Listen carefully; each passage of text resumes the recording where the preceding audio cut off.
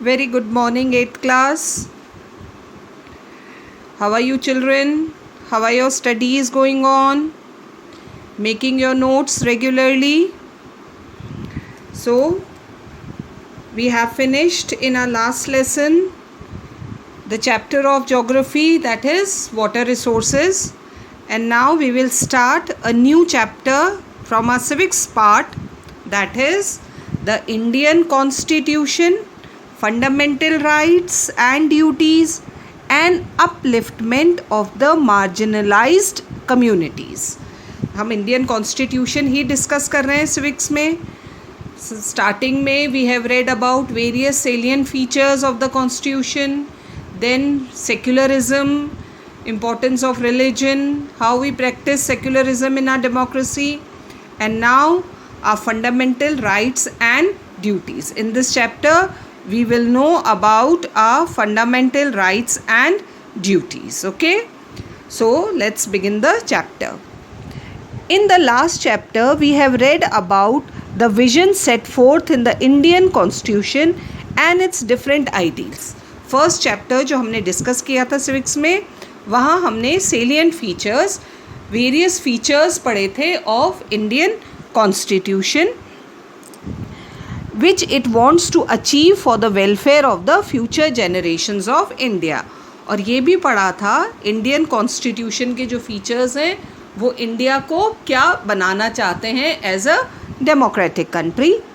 We laid emphasis on the main ideals, है ना, ये पढ़े थे हमने, of the constitution like sovereignty, socialism, secularism, democracy, liberty, equality, fraternity, integrity. These words we have been reading, we have been repeating in our preamble when we repeat that preamble. So all these words are included not only in preamble but then they have been described in the constitution. Constitution के provisions में इन सबको समझाया गया है, which have been translated into different laws. और इन्हीं features को ध्यान में रखते हुए इंडिया में various laws बनाए गए हैं. Now we shall read how these ideals got translated.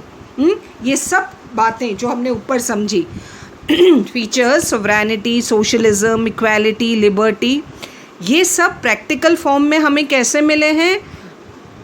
Through our fundamental rights and fundamental duties.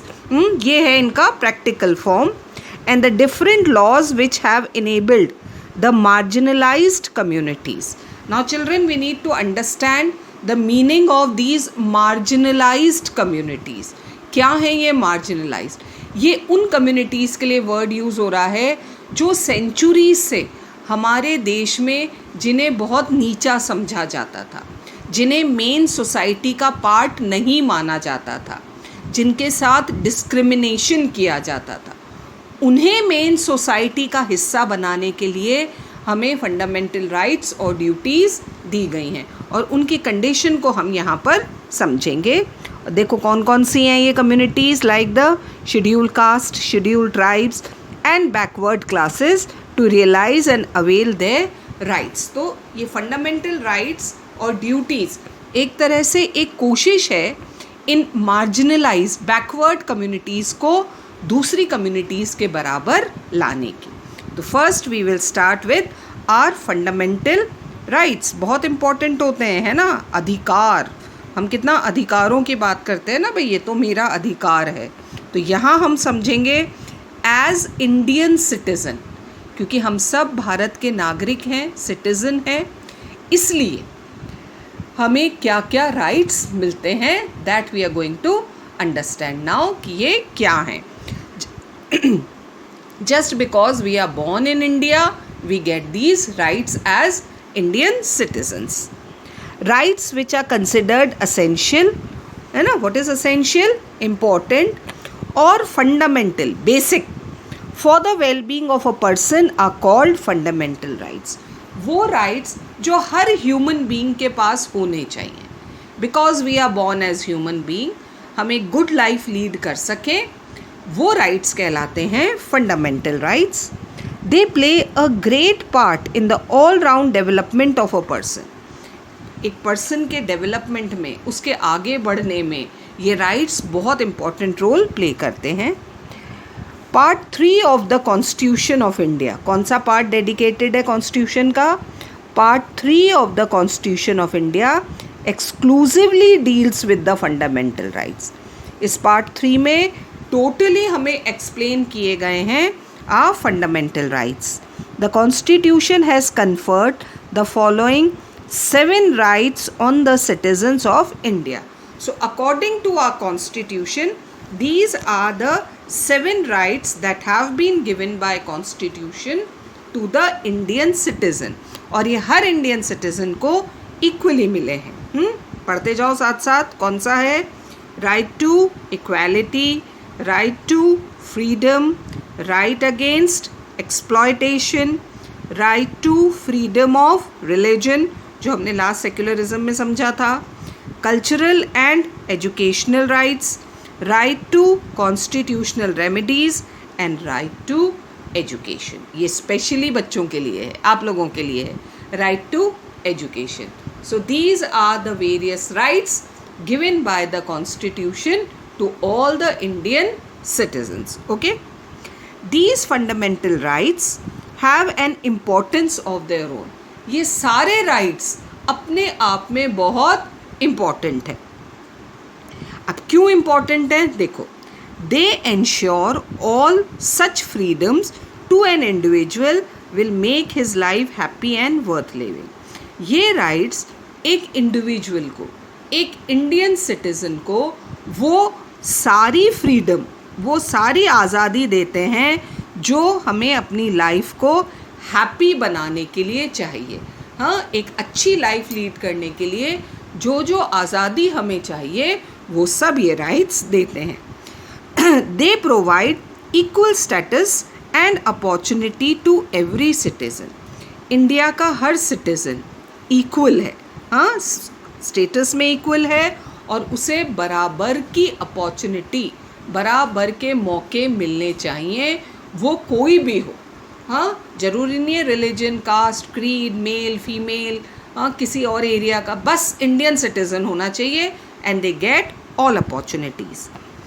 They save him from any exploitation, शोषण, हर प्रकार के एक्सप्लॉयटेशन से बचाते हैं on the part of the state और एनी इंडिविजुअल। ये rights हमें किसी भी तरह के एक्सप्लॉयटेशन से बचाते हैं, चाहे वो गवर्नमेंट करे या कोई पर्सन, कोई इंडिविजुअल करे। तो एक तरह से ये हमें पूरी फ्रीडम भी दे रहे हैं और हमें किसी भी प्रकार के शोषण या एक्सप्लॉयटेशन से बचा रहे हैं। So now one by one we are going to read about these various fundamental rights in detail. The very first right given to Indian citizens by the Constitution is right to equality, समानता का अधिकार। First, through the feudal system and then under the British rule, a class of so-called high-ups was created in India. Before independence, पहले when kings were ruling over India, और उसके बाद जब British rule था India में, मतलब पूरा independence से पहले का पूरा टाइम जो था, हमारा सोशल सिस्टम ऐसा था बच्चों कि सोसाइटी में दो तरह की क्लासेस, दो तरह के ग्रुप्स क्रिएट हुए थे। एक थी रिच क्लास जिसे हाई अप्स नाम दिया गया है यहाँ पर, है ना, और दूसरी थी लोअर क्लास। इन दोनों के बीच में बहुत ज़्यादा डिफरेंस था। हाँ, वो हाई अप्स एक क्लास बन गई थी। The age old caste system, और इंडिया में तो from the very beginning there has been caste system, है ना, upper caste and lower caste. So because of that caste system had introduced the evil of untouchability, and because of that caste system Indian society में एक evil, एक बुराई आ गई थी जिसे हम कहते हैं untouchability, छुआछूत. ये बहुत ज़्यादा प्रेजेंट थी इंडियन सोसाइटी में. In the Indian social life right to equality seeks to undo, उसे पलट देना. ये जो गलतियाँ हुई है ना, हाई अप्स बन गए, रिच और पुअर का डिफरेंस आ गया, अनटचेबिलिटी आ गया, ये जो बुराइयाँ हमारे इंडियन सोशल सिस्टम में आ गई थी, इन बुराइयों को दूर करने के लिए, to remove these differences, the very first right that has been given to us is right to equality. The constitution establishes equality before law. अब ये है देखो बच्चों right to equality. Equality before law. Equality before law means कानून की नज़र में सब बराबर हैं. Same crime same punishment. This is equality before law. And equality in protection by law irrespective of status. आप रिच हैं पुअर हैं कोई फ़र्क नहीं पड़ता. Belong to any caste, any creed, any religion, any sect, male और female, हाँ, और ब्लैक और वाइट. आप कुछ भी हो, लेकिन अगर आपने क्राइम किया है तो you will be given same punishment. That is equality before law. And law is going to protect every Indian citizen, वो रिच हो पुअर हो, किसी भी रिलीजन का हो, किसी भी कास्ट का हो, मेल हो फीमेल हो, कोई भी हो, इंडियन सिटीजन को लॉ उसी तरह से प्रोटेक्ट करेगा. This is right to equality. The constitution prohibits. Prohibit mean ban करता है ना.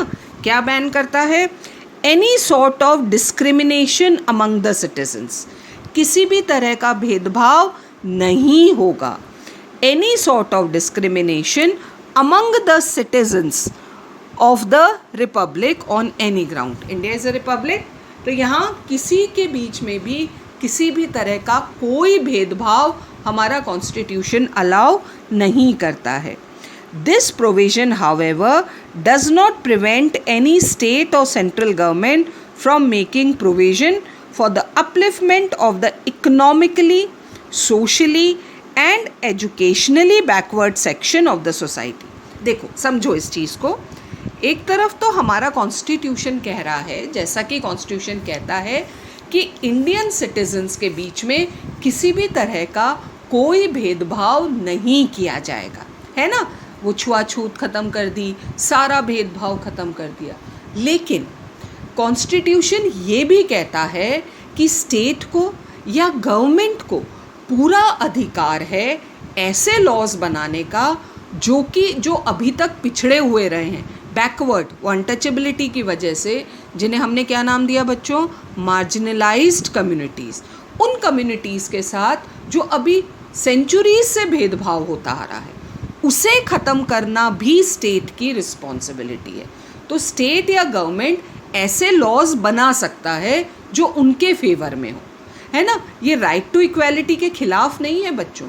ये उन लोगों को जो पहले से आगे हैं उनके साथ लाने की कोशिश है. तो वैसे तो सब बराबर हैं, लेकिन जो पिछड़े हुए हैं उन्हें दूसरों के बराबर भी तो लाना है, तो वहाँ गवर्नमेंट लॉज बना सकती है. Equal opportunity in all fields. सबको बराबर के मौके दिए जाएंगे. Of public life is also guaranteed by the constitution of India under article 16. और ये जो कॉन्स्टिट्यूशन के थर्ड पार्ट के आर्टिकल्स हैं, according to article 16 equal opportunities will be given to all the Indian citizens. अपने आप को डेवलप करने के बराबर मौके दिए जाएंगे. No individual can be discriminated against, है ना. किसी भी इंडिविजुअल के खिलाफ भेदभाव नहीं किया जाएगा. वही बात आ गई देखो, जैसे on the basis of caste, religion, sect, race, sex और place of birth in public appointments. Public appointment means giving government jobs. Government job आपको सिर्फ आपकी क्वालिफिकेशन के बेसिस पर मिलेगा. ये नहीं देखा जाएगा कि कौन से स्टेट का है, कौन से रिलीजन का है, मेल है, फीमेल है, अपर कास्ट है, लोअर कास्ट है. हाँ, इन सब भेदभाव को ख़त्म करता है. गवर्नमेंट जॉब देने में गवर्नमेंट सबको बराबर रखेगी. However this article does not restrict the reservation of post. और इसी आर्टिकल में रिजर्वेशन ऑफ पोस्ट भी रखा गया है for the schedule caste and schedule tribes. और ये क्यों रखा गया है बच्चों? आप कहोगे रिजर्वेशन है तो ये तो इक्वालिटी कहाँ हुई? ये इसलिए रखा गया है, अगेन ये वो मार्जिनलाइज्ड ग्रुप्स हैं जो सेंचुरीज से पिछड़े रहे हैं, जिन्हें आगे आने का मौका नहीं मिला, दूसरों के बराबर आने का मौका नहीं मिला. तो ये उनके लिए प्रोविज़न किया है कॉन्स्टिट्यूशन ने. प्रैक्टिस ऑफ अनटचेबिलिटी, फिर देखो राइट टू इक्वालिटी में किसे ख़त्म किया गया है, practice of untouchability in any form has been made an offence punishable by law, कानून बनाया गया है। अगर कोई छुआछूत प्रैक्टिस करता है, अनटचेबिलिटी किसी भी तरह से प्रैक्टिस करता है, तो the person is going to be punished under law, उसे जेल हो सकती है, उसे पनिशमेंट दिया जाएगा। The constitution also puts an end to all titles, ये वो टाइटल्स हैं बच्चों which were given by British. Indians जो उनके फेथफुल होते थे ना, उन्हें ये टाइटल दिए जाते थे, ब्रिटिश उन्हें ये टाइटल देते थे। ये सब भी ख़त्म कर दिए हमारे कॉन्स्टिट्यूशन ने। The constitution also puts an end to all titles like Rai Sahib, Khan बहादुर, है ना, सरदार बहादुर, ये वो टाइटल्स थे जो ब्रिटिश देते थे, अब ख़त्म, etcetera. Article 18 prohibits the state from awarding, और अब ये टाइटल्स नहीं दे सकते, ये सब टाइटल्स ख़त्म। Only military medals and academic degrees can be confirm, तो ये टाइटल्स ख़त्म। अब तो आपको मेहनत करनी पड़ेगी, या तो मिलिट्री टाइटल अगर आप आर्मी में जाते हैं, नहीं तो एकेडमिक्स में अगर आप कुछ, जैसे डॉक्टरेट की डिग्री होती है ना, एमफिल की डिग्री होती है, तो ये डिग्री हासिल करने के लिए मेहनत करनी पड़ेगी। ऐसे ही किसी को ये टाइटल्स नहीं दिए जाएंगे। और ये ऊपर जो लिखे हैं टाइटल्स, ये तो बिल्कुल ख़त्म कर दिए गए हैं। So this is right to equality. Now second right is right to freedom. Freedom, आज़ादी किसको पसंद नहीं है ना? So this is a second right, हर तरह की आज़ादी। Freedom is the very essence of democracy. Democracy का पहला बेसिक रूल ही क्या है? Freedom.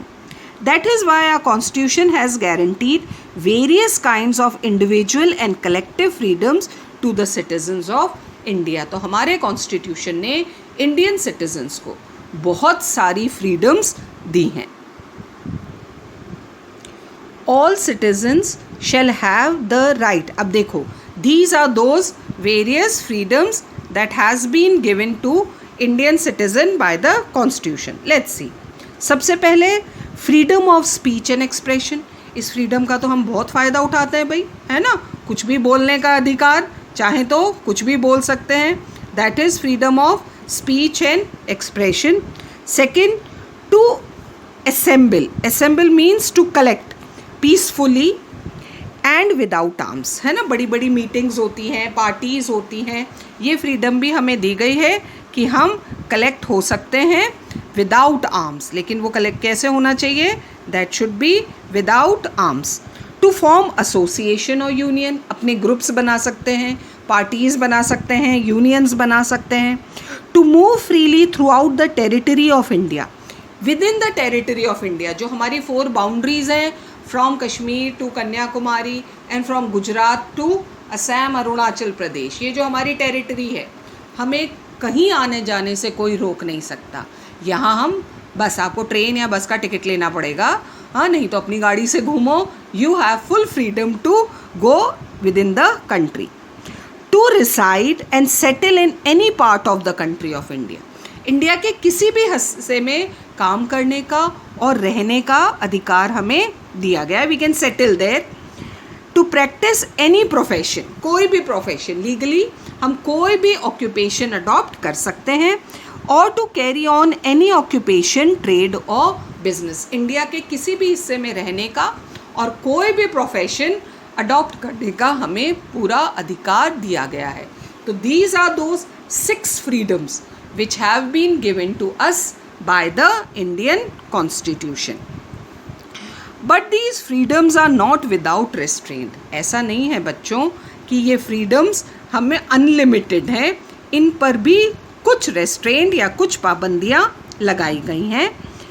Unrestricted freedom can lead to lawlessness and anarchy, क्योंकि अगर पाबंदी नहीं लगाई जाती है तो क्या हो सकता है? अगर आप पर कंट्रोल नहीं होगा तो आदमी कुछ भी कर सकता है, कुछ भी बोलेगा, लड़ाई होगी, है ना? तो इन फ्रीडम्स पर भी कुछ कंट्रोल किया गया है। जैसे right to freedom of speech, कुछ भी बोलने का अधिकार नहीं है। Does not mean that we can speak anything against anybody, किसी के खिलाफ कुछ भी नहीं बोल सकते, बहुत सोच समझ कर हमको बोलना है। We should respect each others freedom, क्योंकि if you have right to speak the other person also had right to speech. दोनों को है, आप कुछ गलत बोलोगे वो भी कुछ गलत बोलेगा, फिर क्या होगा, लड़ाई होगी। तो ऐसी फ्रीडम नहीं है। We should respect each others freedom and should never misuse our rights. हमें अपने अधिकारों का मिस यूज़, गलत इस्तेमाल नहीं करना है।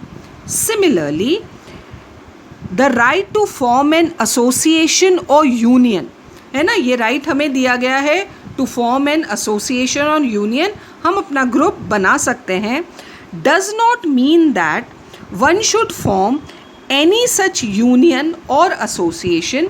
इसका ये मतलब नहीं है बच्चों कि हम ऐसा एसोसिएशन या यूनियन बनाने की हमें आज़ादी दी गई है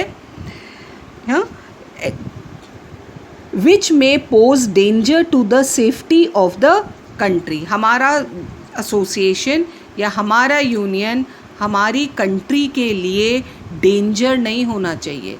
ऐसा ग्रुप नहीं बनाना है जो हमारी कंट्री की पीस के लिए डेंजर हो। और इंडल्ज इन इमोरल और इल्लीगल एक्टिविटीज़, जो किसी भी तरह की इल्लीगल एक्टिविटीज़ में इन्वॉल्व हो। इल्लीगल एक्टिविटीज़ क्या होती हैं बच्चों, जो कानून के खिलाफ हो, गैर कानूनी, ऐसा काम हमें नहीं करना है। Otherwise you can form a children association, हाँ, पूरी 8th क्लास मिलकर एक ग्रुप बनाओ, आपस में बुक्स शेयर करो, आपस में आपकी इंफॉर्मेशन शेयर करो, हाँ, गेम्स करो, अच्छे काम करो ना, उसके लिए कोई मनाही नहीं है, लेकिन गलत काम नहीं करना है। तो ये रिस्ट्रिक्शन है हमारी फ्रीडम टू असेंबल और मेकिंग एसोसिएशन और मेकिंग यूनियन। ठीक है, तो today we have read about our 2 fundamental rights. कौन कौन से हैं बच्चों वो fundamental rights? Right to equality, everybody is equal in the eyes of law, and second right to freedom, जिसमें हमें ये हमारी 6 फ्रीडम्स मिली हैं, but they are not without constraint, उन्हें भी रेस्ट्रिक्ट किया गया है। ओके, सो 2 आज हमने पढ़ी, next we'll start tomorrow, till then keep reading.